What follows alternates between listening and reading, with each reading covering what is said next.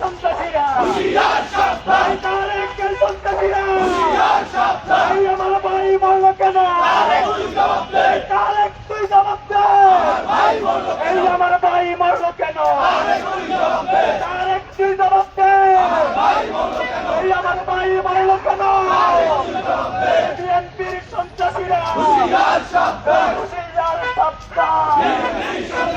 বিএনপির সন্ত্রাসীরা হুঁশিয়ার সাবধান। সন্ত্রাসের আস্তানা ভেঙে দাও, গুড়িয়ে দাও। এই তারেক জিয়ার অনেক কম। এই হারার ভয়ে মানুষ কম। এই সবাই করে মানুষ কম।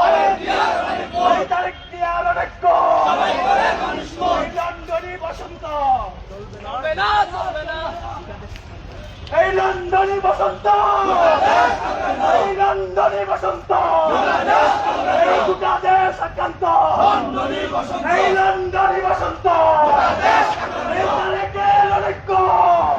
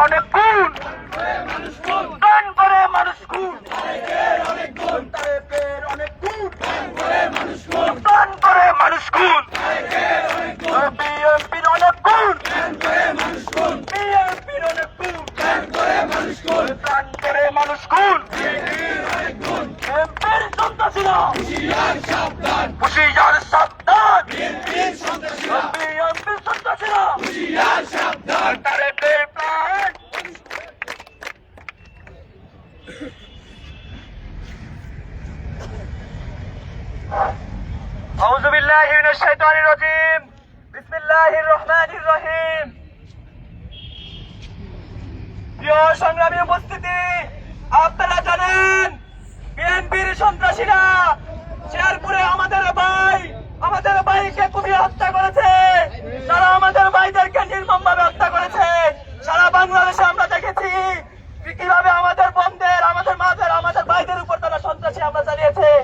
আমরা মনে করেছিলাম তারেক সাহেব বিদেশ থেকে এসে 17 বছর পরে বাংলাদেশে এসে এই বাংলাদেশকে সুন্দর একটা বাংলাদেশ উপহার দিবে, কিন্তু আমরা দেখেছি তিনি আবারও সেই বিএনপির পুরনো সন্ত্রাসের রাজনীতি বেরিয়ে এনেছে, আবারও খুনের রাজনীতি বেরিয়ে এনেছে। তিনি তার বক্তব্যে একের পর এক বিরোধী দলকে আক্রমণ করেছে। তারে আজকের যে খুন হয়েছে এটা তারেক রহমানের বক্তব্যের পরিমাণে। তাই তিনি এই পরিকল্পনা তিনি বলেছেন I have a plan, we have a plan. আমরা দেখেছি আজকে তিনি তার প্ল্যান বাস্তবায়ন করেছে। আমাদের ভাইকে খুনের মধ্য দিয়ে তিনি তার প্ল্যান বাস্তবায়ন করেছে। তিনি যদি সরকারে আসে আমরা বুঝে নিয়েছি এই লন্ডনের বসন্তী, এই লন্ডনের তারেক বসন্ত বাংলাদেশে খুনের রাজনীতি আনবে, বাংলাদেশে আবার সেই হাওয়া ভবন ফিরিয়ে আনবে, আমাদের দেশকে আবার অস্থিতিশীল করবে। তিনি পুরো দেশে রাজধানীতে ঘুরে বেড়াচ্ছেন, কিন্তু তার দলের সন্ত্রাসীরা আমাদের মাদের, আমাদের বোনদের উপর হামলা করছে, তিনি কোনো কথা বলেন নাই। আমাদের ভাইদের উপর আক্রমণ করেছে, তিনি কোনো কথা বলেন নাই। তিনি আছেন ফ্যামিলি কার্ড নিয়ে, তিনি আছেন মিথ্যা কৃষক কার্ড নিয়ে। প্রিয় সংগ্রামী বন্ধুগণ, প্রিয় মিডিয়া ভাই বোনেরা, আজকের এই প্রতিবাদ সমাবেশে আপনাদের জানাতে চাই, আর সারা বাংলাদেশে এই তারেক বসন্ত এক্ষুনি তারেকের বিরুদ্ধে আমাদের অবস্থান নিতে হবে। প্রিয় সংগ্রামী বন্ধুগণ, আজকের প্রতিবাদ সমাবেশে এই মুহূর্তে বক্তব্য রাখবেন জগন্নাথ বিশ্ববিদ্যালয়ের চকসুর কার্যনির্বাহী পরিষদ সদস্য এবং জগন্নাথ বিশ্ববিদ্যালয়ের 19তম ব্যাচের শিক্ষার্থী আব্দুল্লাহ ফারুক।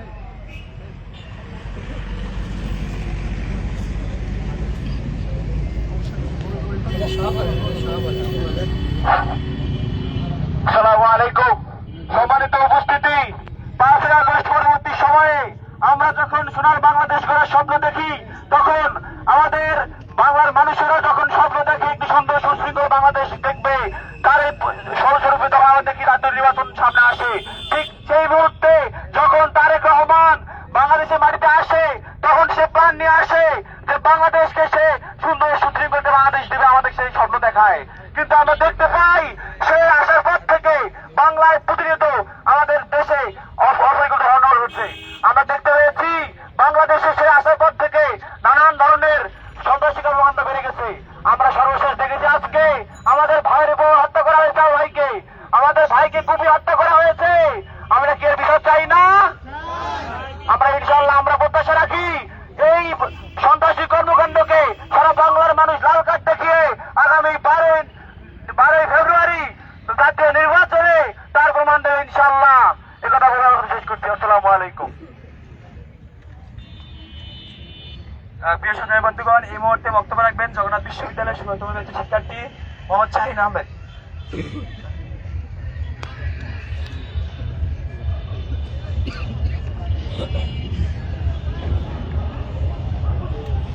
আসসালামু আলাইকুম।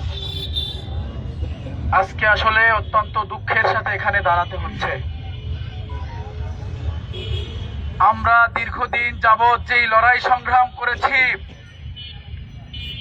শেখ হাসিনাকে বিদায় করেছি বাংলাদেশের জনগণকে সাথে নিয়ে।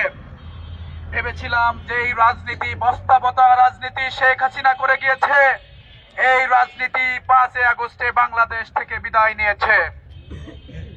কিন্তু তারপরেই দেখলাম বাংলাদেশের আরো এক নতুন চিত্র। তারপরেও আমরা আশাহত হইনি। আমরা বিএনপির বিভিন্ন নেতাকর্মীর মাধ্যমে শুনেছি তাদের প্রবাসী নেতা দেশে আসলে দেশ নাকি পরিবর্তন হয়ে যাবে। কিন্তু আজকে আমরা ভিন্ন চিত্র দেখতে পাচ্ছি। আমরা তাদের কথায় আশ্বস্ত হয়েছিলাম যে প্রবাসী নেতা এসে হয়তো দেশ পরিবর্তন করবেন, রাজনৈতিক সংস্কৃতি পরিবর্তন করবেন। আমরা দেখতে পেলাম হাজার হাজার শহীদের রক্তের উপর দিয়ে তিনি লন্ডন থেকে দেশে আসলেন এবং প্রথম দিন এসেই ঘোষণা দিলেন তার একটি প্ল্যান আছে, তাদের একটি প্ল্যান আছে।